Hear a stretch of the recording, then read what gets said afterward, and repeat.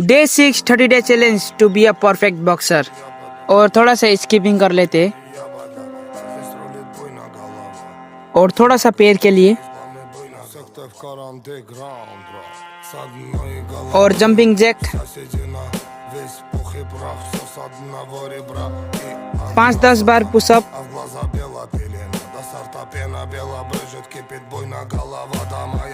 और जंप वाला डिप्स 5-10 बार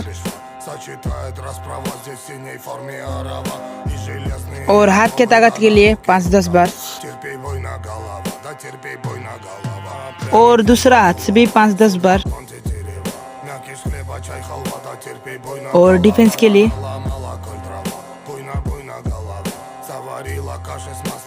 500 ग्राम का हाथ में वेट लगा के थोड़ा सा शेडो फाइट। तो वेट खोल के थोड़ा सा शेडो फाइट कर लेते हैं। तो आज का एक्सरसाइज इधर ही खत्म होता है। मिलते हैं डे 7 पर। फॉलो करके रखिए।